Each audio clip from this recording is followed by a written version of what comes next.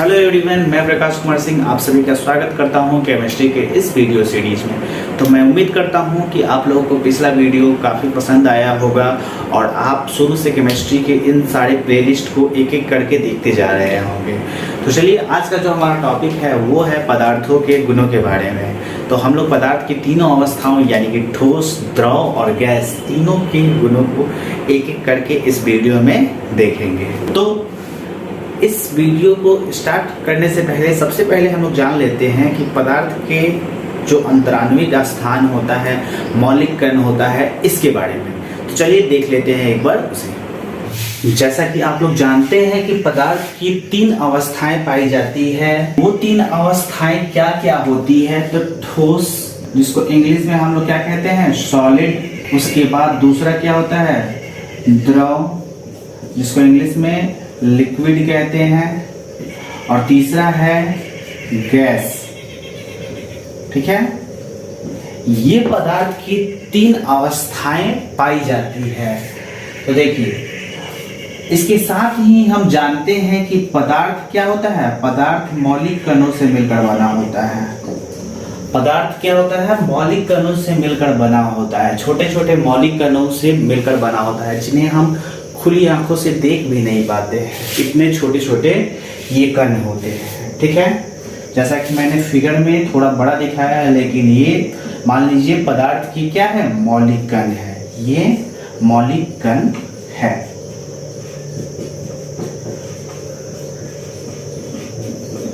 ये पदार्थ की क्या है, मौलिक कण है। तो अब देखिए, ये जो मौलिक कण है ये एक दूसरे से कनेक्ट होते हैं, ये एक दूसरे से जुड़े होते हैं। जैसा कि आप लोग यहाँ फिगर में आप लोग देख रहे हैं कि ये क्या है, सॉलिड है, ये लिक्विड है यानी कि द्रव है, और ये क्या है, गैस। इसमें देखिए, ठोस में जो मौलिक कण है आपस में काफी क्लोज हैं। ये आपस में काफी क्लोज है। इनके बीच में हम लोग अगर देखें तो खाली स्थान भी हमें देखने को नहीं मिल रहा है।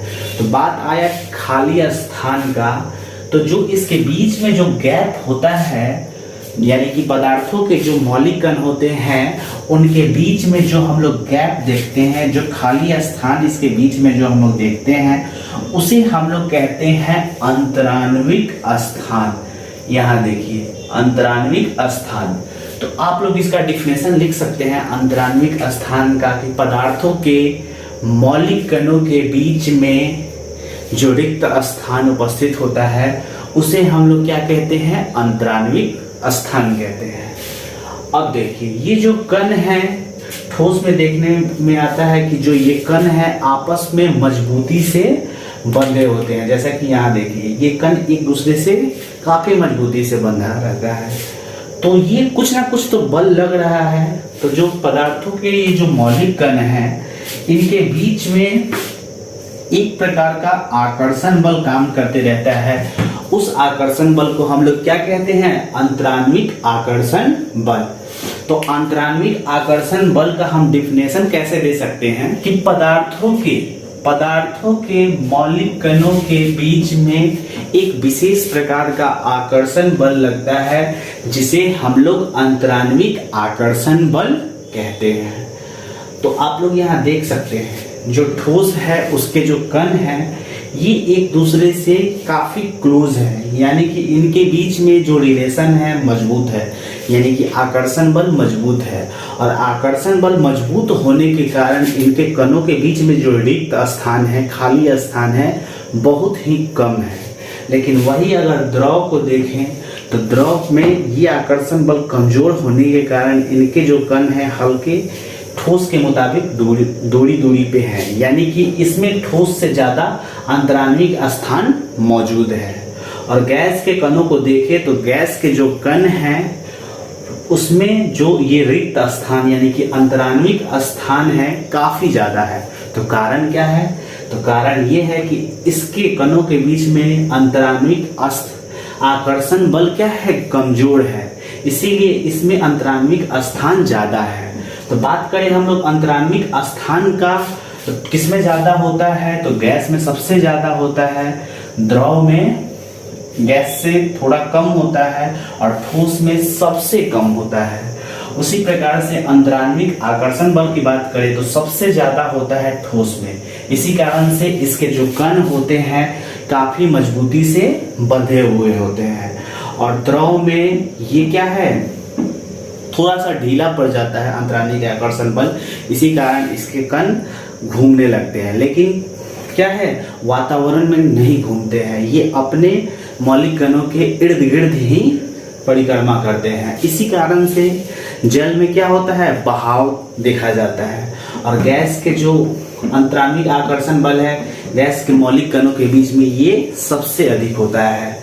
सबसे अधिक नहीं, माफ कीजिएगा, सबसे कम होता है। इसी कारण से ये खुला घूम सकते हैं। ठीक है, तो चलिए अब हम लोग गुण के ऊपर आते हैं। तो गुणों को देख लेते हैं।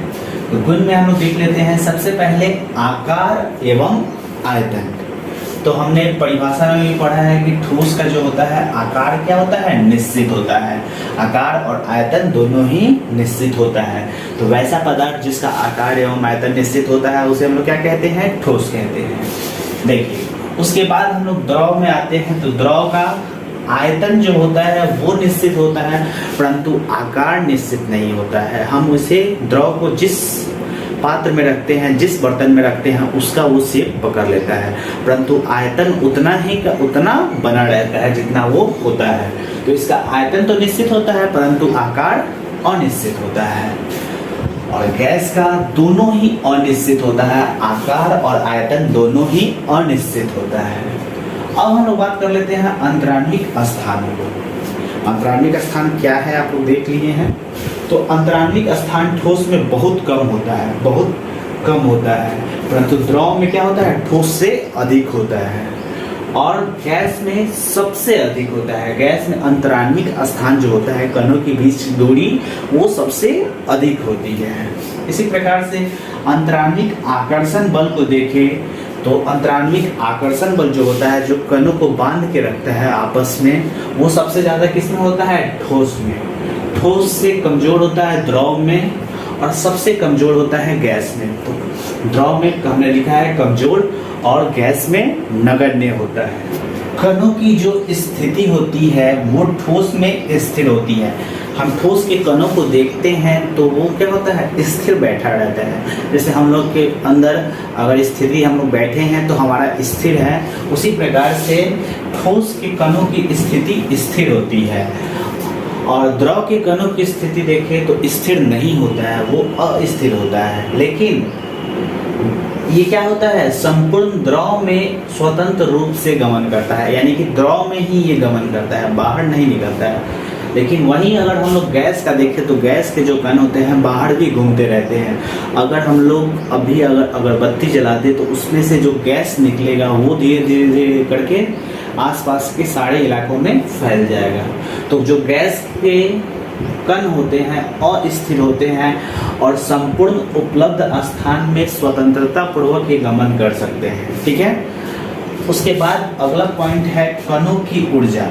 जो कणों की ऊर्जा होती है, तो हमने देखा कि ठोस के जो कण होते हैं स्थिर होते हैं, यानी कि उसमें ऊर्जा काफी कम है, यानी कि निम्न होता है, परंतु द्रव के कण कुछ ये गति में है, इसलिए इनके जो है ऊर्जा ये उच्च होती है। और गैस के कणों की ऊर्जा बहुत ज़्यादा होती है, यानी कि अति उच्च होती है। अब अगर संपीड्यता की बात करें तो सबसे पहले जान लेते हैं कि संपीड्यता होता क्या है। तो संपीड्यता यानी कि किसी चीज़ को हम लोग और उसे संपीड्य यानी कि दबा सकते हैं। तो ऐसा हम लोग अगर मार्कर के साथ करें तो क्या हम लोग इस मार्कर को और ज़्यादा दबा सकते हैं? नहीं। तो ठोस क्या होता है, असंपीड्य होता है। ठीक है, यानी कि बहुत कम इसे संपीडित किया जा सकता है, लेकिन ज़्यादा होगा ही नहीं। क्यों नहीं होगा, कारण क्या है, तो जो इसके मौलिक कण होते हैं इतने नज़दीक होते हैं कि इनको अगर हम लोग दबाएं तो ये अब जगह ही नहीं बच रहा है तो कहाँ दबेगा। इनके बीच में अंतराण्विक स्थान बहुत कम है, ना के बराबर है, तो ये संपीड़ित कैसे होगा। लेकिन वही अगर हम लोग द्रव के कणों की बात करें तो ये ठोस के मुताबिक हल्का सा रिक्त स्थान होता है और इन्हें अगर हम लोग दबाएंगे हाथों से या किसी चीज़ से तो ये अपने स्थान से खिसक के ये संपीड़ित हो सकता है। देखिए, संपीड़ित हो सकता है। और गैस जो होता है बहुत अधिक संपीड़ित होता है। यहाँ लिखा हुआ है कि बहुत अधिक संपीड़ित, यानी कि इनके बीच में काफ़ी रिक्तस्थान होता है और इन्हें संपीड़ित किया जा सकता है। ठीक है, तो मैं उम्मीद करता हूँ कि इतना पॉइंट आपको समझ में आया होगा। अगले वीडियो में हम इससे आगे के पॉइंट को डिस्कस करेंगे। बस आज के लिए इतना है। वीडियो को देखने के लिए थैंक यू सो मच।